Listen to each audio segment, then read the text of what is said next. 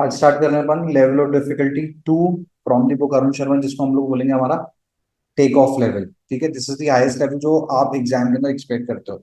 Actual level जो cat और IP mat के अंदर अपीयर करता है, ये वो लेवल है। परसेंटेज चैप्टर के साथ के अंदर शुरुआत करें। पहला question, will Ambani, a very clever businessman, started of a business with a very little capital. In the first year, he earned a profit of 50% and donated 50% of the total capital, that is initial capital plus profit, to a charitable organization. The same course was followed in the second and third year also. If at the end of the 3 years he is left with rupees 16,875, then find the amount donated by him at the end of second year. बनाओ।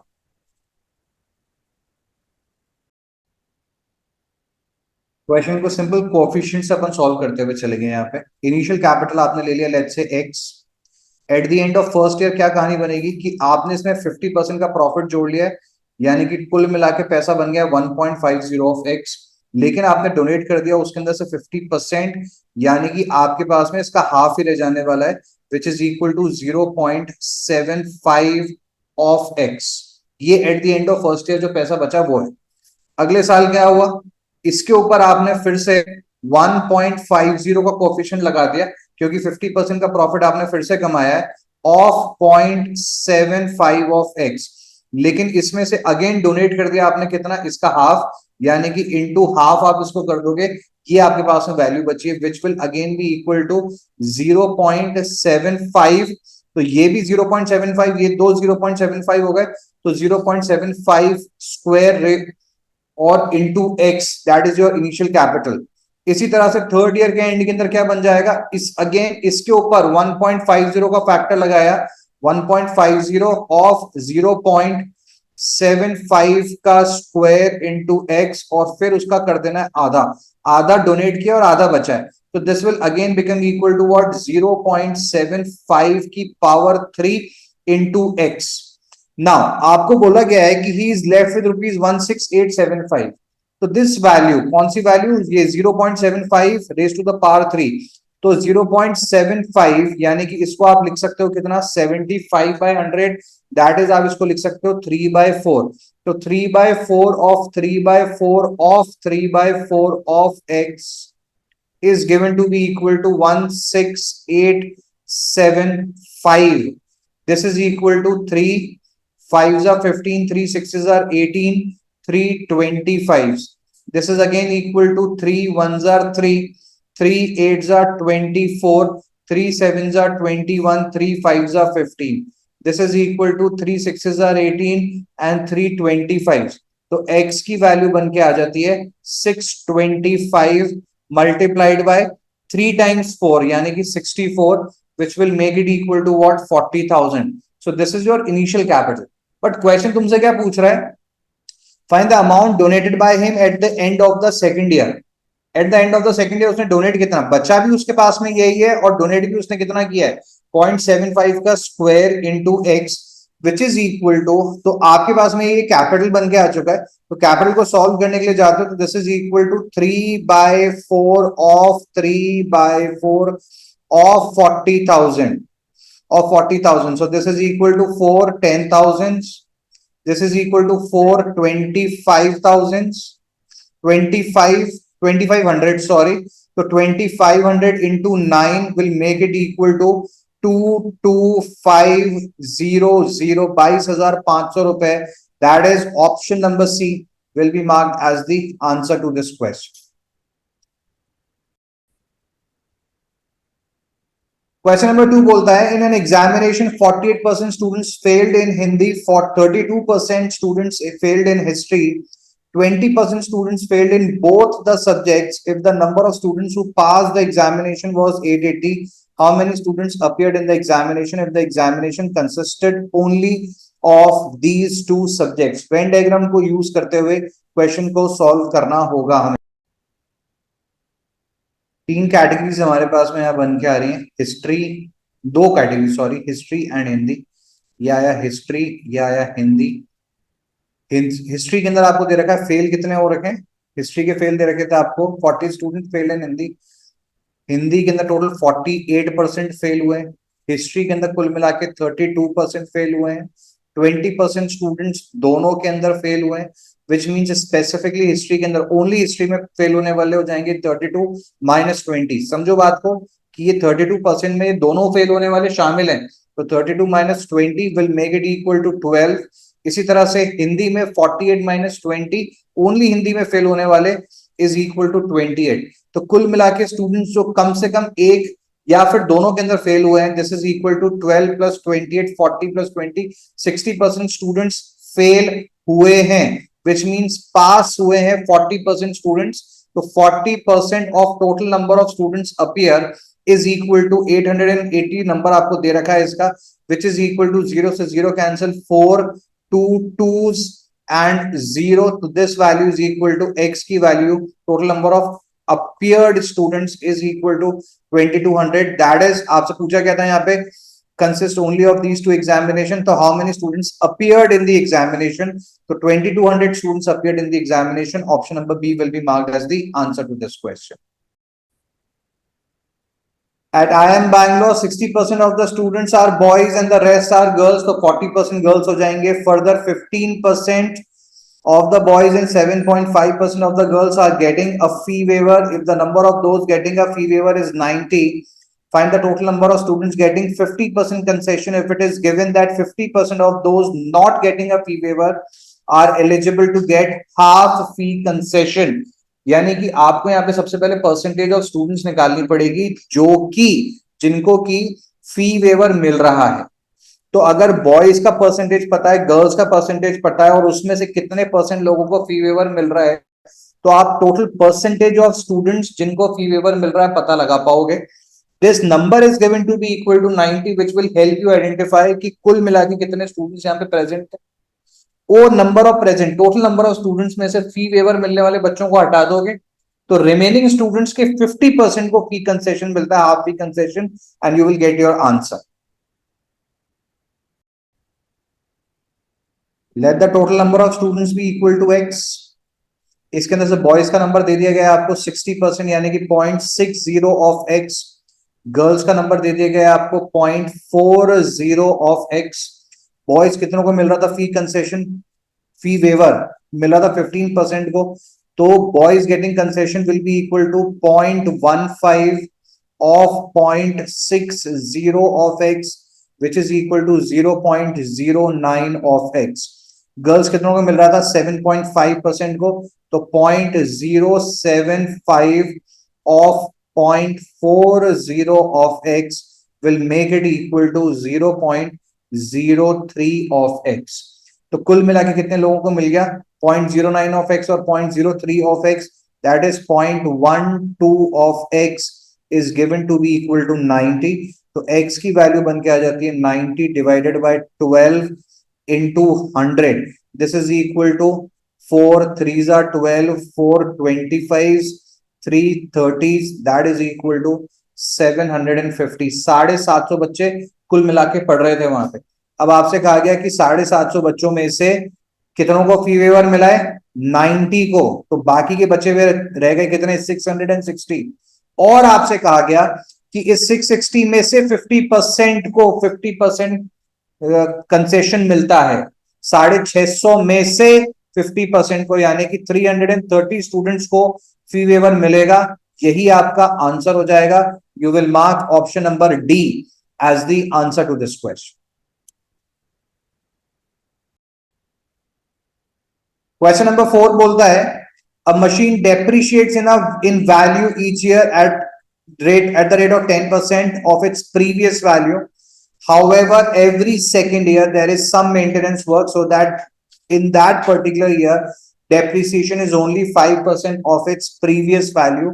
If at the end of the 4th year the value of the machine stands at rupees 1,46,205, 1,46,250, then find the value of machine at the start of the first year।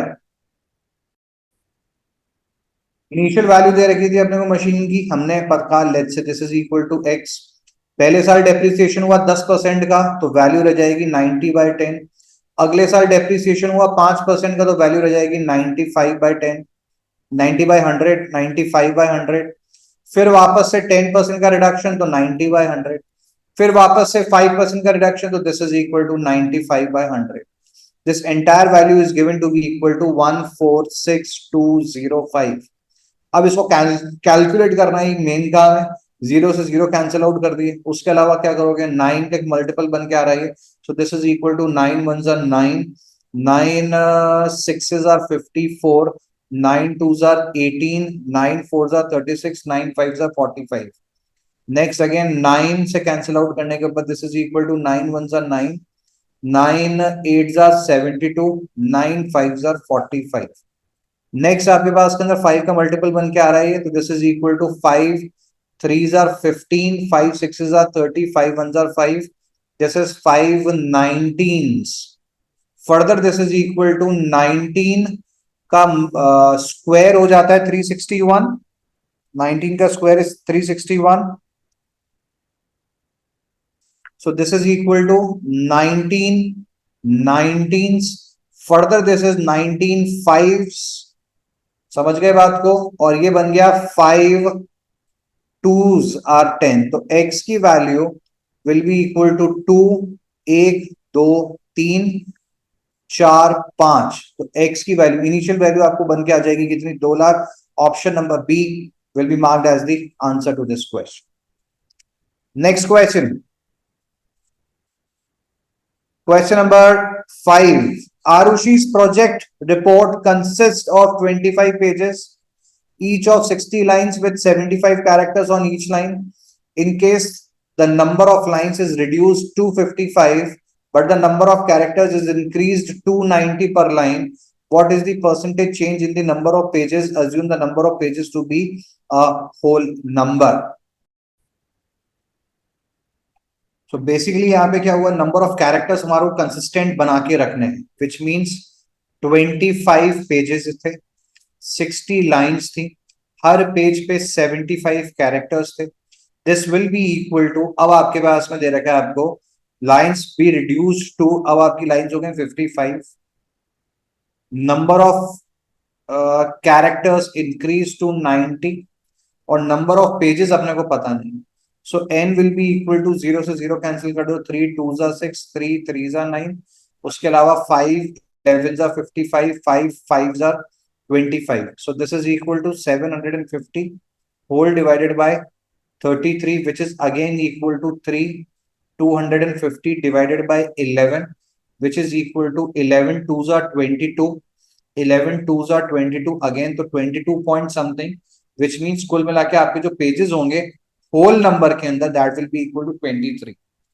ठीक है, 22 से थोड़े से ज्यादा pages हुए, यानी कि 22 से ज्यादा है, 24 से कम है, राइट. तो 23rd पेज के ऊपर आप अटके हुए हो, तो 23rd पेज पे हो.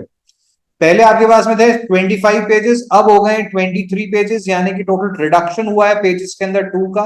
आपको परसेंटेज रिडक्शन पता करना है over a base of 25 into 100, which is equal to what, 8% का fall. That is option number C will be marked as the answer to this question. Option number C. Option number C is the answer. Next question, question number 6. The price of soap is collectively decided by 5 factors: research, raw material, labor, advertisements, and transportation. Assume that the functional relationship is that price of soap will be equal to K into research cost, raw material into labor cost, into advertising cost, into transportation cost. If there are respective changes of 10%, 20%, minus 20%, 25%, 50% in the 5 factors, then find the change in the price of the soap. जब अपने को change पता लगाना है तो simple ये coefficients में convert कर दोगे, ये वैल्यूज को कोफिशिएंट में कन्वर्ट कर दिया, तो कोफिशिएंट कितने का, 10% का इंक्रीज है यानी कि 1.10 का कोफिशिएंट, 20% का इंक्रीज है यानी कि 1.20 का कोफिशिएंट, 20% का डिक्रीज है यानी कि 0.80 का कोफिशिएंट, 25% का इंक्रीज है यानी कि 1.25 का कोफिशिएंट, 50% का इंक्रीज है यानी कि 1.50 का कोफिशिएंट. समझ गए. तो लेट्स से अगर मेरे पास में इनिशियल वैल्यू थी या आपके पास में ओरिजिनल वैल्यू आपके पास में जो भी बन के आती है, तो ये कोफिशिएंट हमारे को बन के आ जाता है उसमें कितने का, 1.98 का. समझे, which means new cost is 1.98 of old cost, which means it is 98% more. तो यहाँ पे increase है 98% का. Option number C will be marked as the answer to this question. Question number 7 बोलता है, after receiving 2 successive raises, Harsh's salary became equal to 15 by 8 times of his initial salary. By how much percent was the salary increased the first time if the second raise was twice as the first one? ठीक है, percentage terms की बात हो रही है कि percentage terms का ना जो पहला वाला चेंज था उसका दुगना था सेकंड वाला. क्लियर है?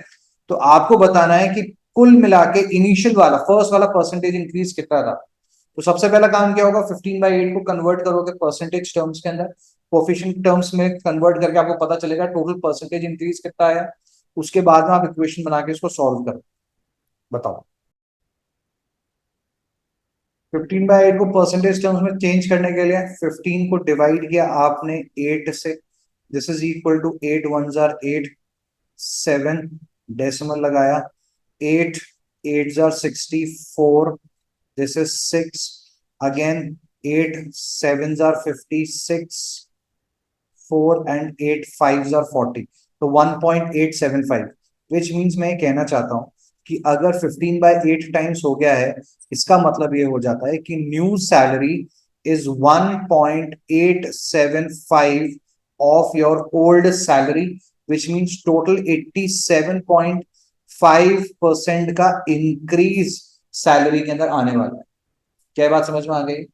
अब सक्सेसिव परसेंटेज चेंज का फॉर्मूला हमने क्या सीखा हुआ है, it is equal to A plus B plus A B upon 100, which means this is equal to x plus x square plus x square नहीं 2x. याद रखना this is 2x क्योंकि बोला गया कि second was twice of the first one.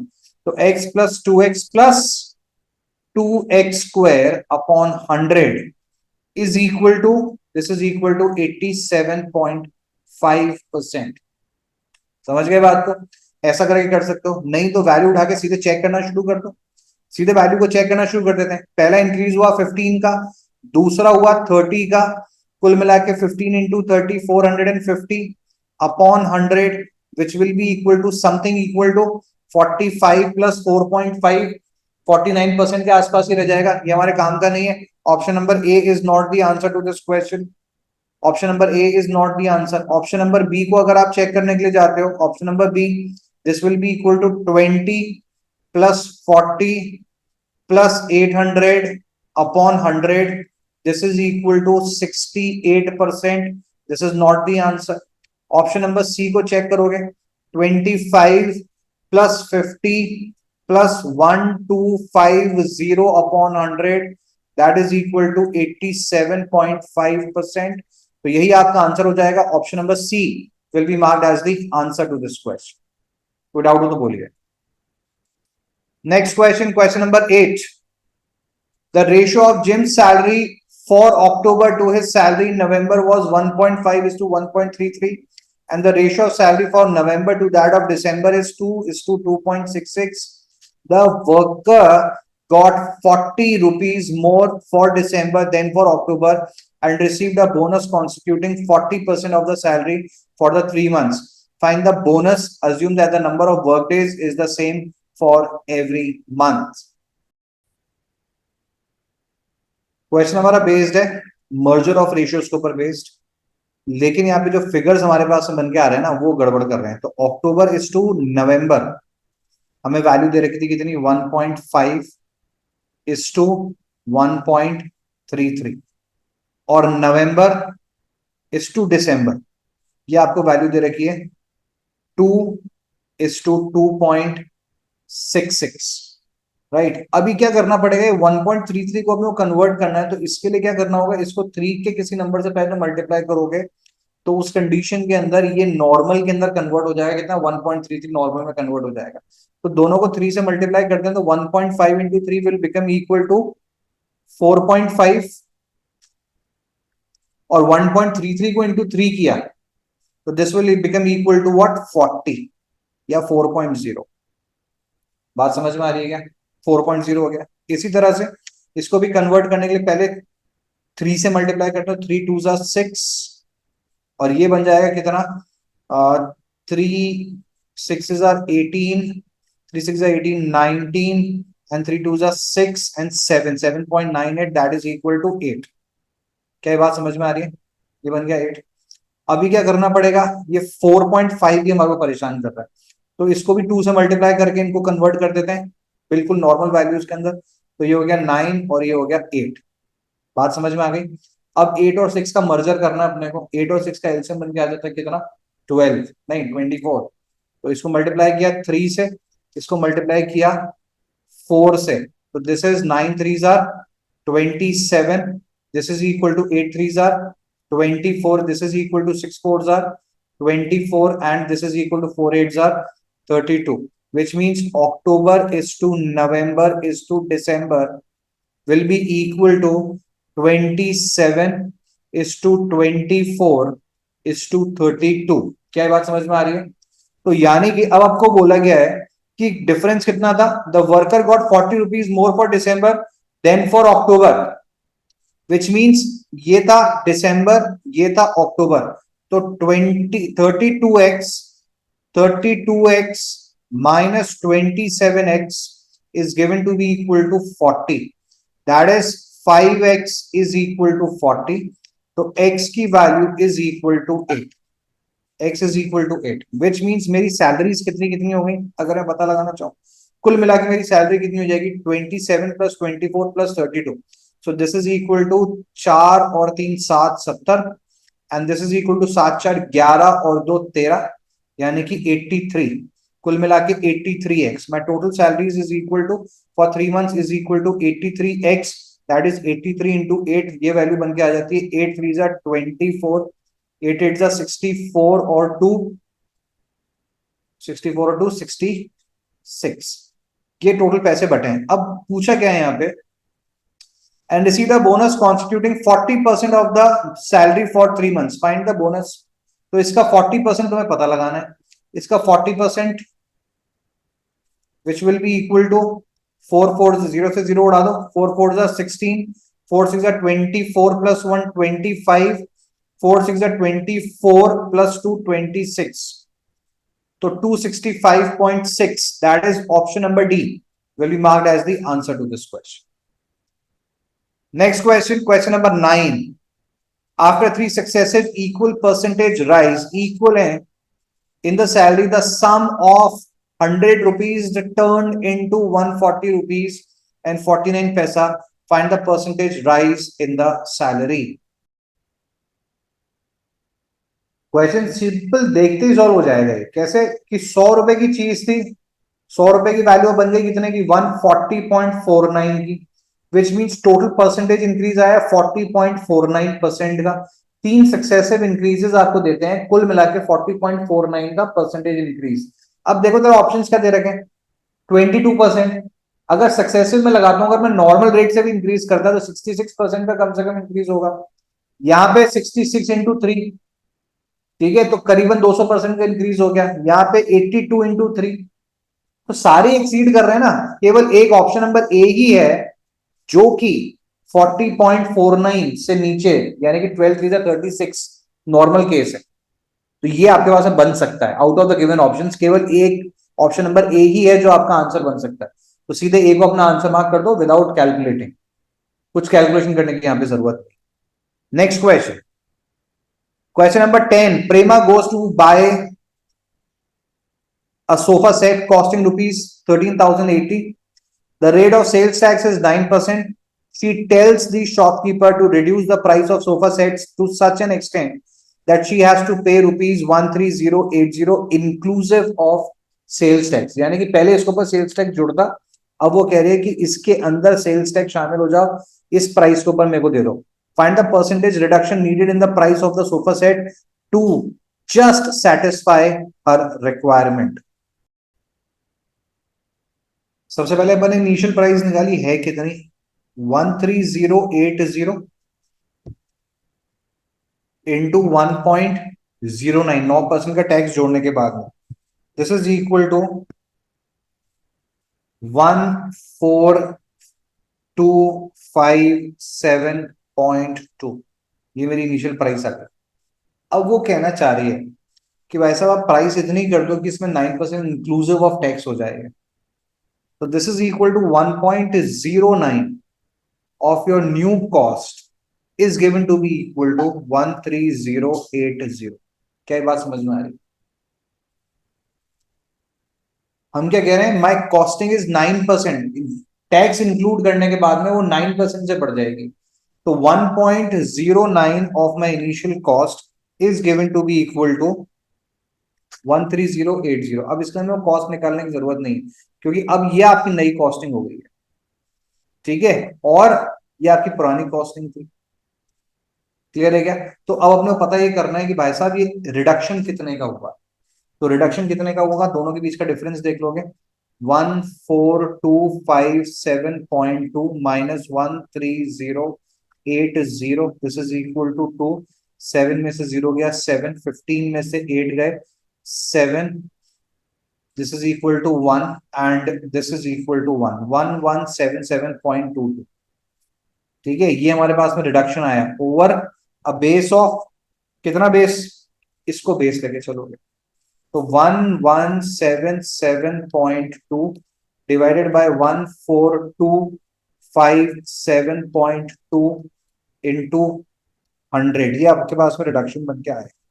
ठीक है, this value will be equal to 1177.2 divided by 14257.2, that is equal to 8.26% approximately। ठीक है, अप्रोक्स वैल्यू है। ठीक है, your answer is option number B, 10th is, ठीक है, option number B will be marked as the answer to this question. कोई doubt हो तो बोलो। Next question, question number 11, the price of a certain article was raised by 10% in India. The consumption of the same article was increased from 200 to 225 tons. By how much percent will the expenditure on the article rise in the Indian economy? भाई अपन ने ऐसे कितने question solve किए, अपन ने कहा कि expenditure is equal to nothing but price into quantity. तो अगर मेरे को प्राइस और क्वांटिटी दोनों में परसेंटेज इंक्रीज पता चल जाए तो मेरे को ओवरऑल एक्सपेंडिचर के अंदर इंक्रीज पता चल जाएगा। वही तो यहाँ पे पूछा गया है। तो प्राइस में इंक्रीज कितने का आया था, 10% का, तो कोफिशिएंट कितने का मिल गया, 1.10 का। और क्वांटिटी में कितने का इंक्रीज आया, 25 का इंक्रीज आया over a base of 200, which will make it equal to what, 25/200 in 100, यानी कि 12.5% का, तो 1.125। इस तरह से सॉल्व कर सकते हो कोफिशिएंट की वैल्यू पता लगा के। नहीं तो सिंपल सक्सेसिव परसेंटेज चेंज से पता कर लो। सक्सेसिव परसेंटेज चेंज, एक परसेंटेज इंक्रीज है 10% का, दूसरा इंक्रीज है 12.5% का, plus 125 upon 100 which is equal to 22.5 plus 1.25 which is equal to 23.75%. Option number C will be marked as the answer to this question. Without the board. Next question, question number 12. In the university examination last year, Rajesh scored 65% in English, 82% in history. What is the minimum percentage he should score in sociology, which is out of 50 marks if English and history were out of 100 marks each, if he aims at getting 78% overall? भाई एक तो simple सा method क्या हो गया कि आप 78% calculate कर लो, ओवर कितने मैक्स मार्क्स हैं ओवरऑल, 250 मार्क्स हैं तीनों के मिला के मैक्सिमम। तो 78% ऑफ 250 आपको यहाँ पे पता लगाना है, which will be equal to 25 10s 25 4s, this is equal to 2 2s, this is 39, this is equal to 2 5s are 10, so 5 9s are 45, 5 3s are 15 और 4 that is equal to 195 marks total आने चाहिए। Score कर कितने लिए अभी तक? 65% और 82%, दोनों 100 में से थे। इसका मतलब इनको सिंपल आप ऐड कर सकते हो। दिस इज इक्वल टू 7, 8 से 14, 147 मार्क्स आप स्कोर कर चुके हो। नए कितने स्कोर करने? 195 minus 147, this is equal to 8, 15 minus 7 is 8 and 8 minus 4 is 4, 48 marks आपको और लेके आने हैं। तो 48 आउट ऑफ 50 परसेंटेज टर्म्स के अंदर will make it equal to 96% and you will mark option number D as your answer। एक तरीका हमारे पास में। दूसरा हमारे पास में सक्सेसिव परसेंटेज चेंज का फॉर्मूला भी हम यूज कर सकते हैं। सक्सेसिव परसेंटेज चेंज किस तरह से यूज करोगे कि 65, ये देखो दोनों के पास में मैक्सिमम मार्क्स थे 100, इसके पास थे 50, तो 100 150 यानी कि 2:2:1 का आप इनको वेट दे सकते हो। तो 2 into 65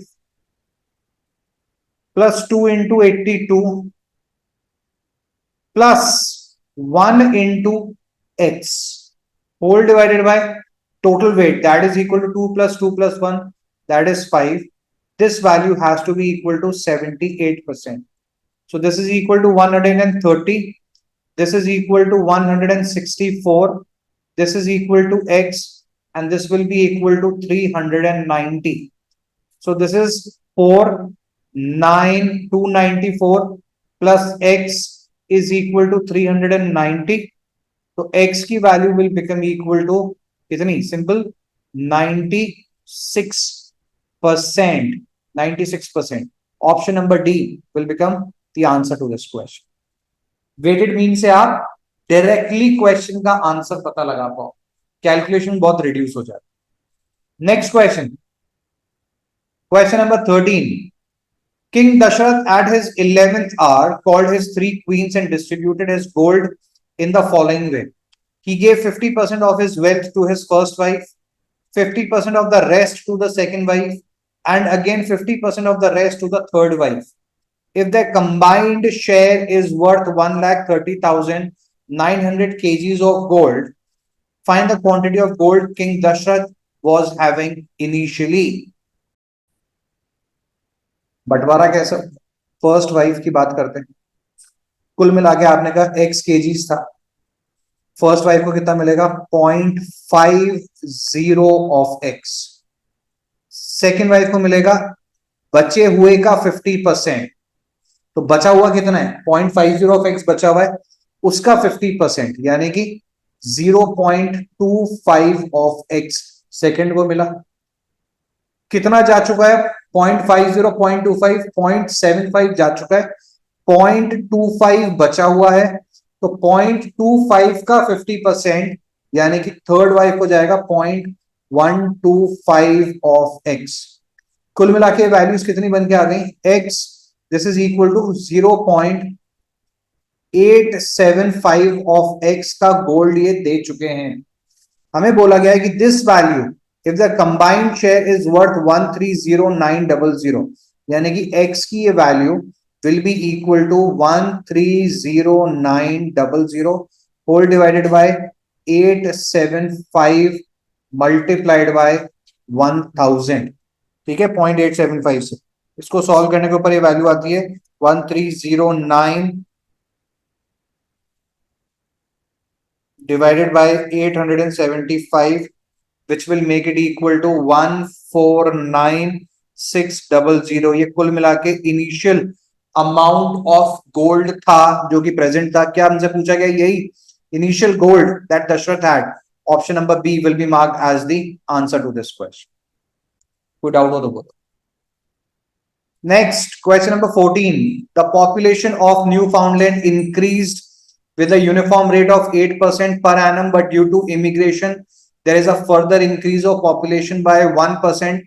However, this 1% increase in population is to be calculated on the population after the 8% increase and not on the previous year population। यानी कि successive percentage increase बन जाएगा। Find what will be the percentage increase in population after 2 years।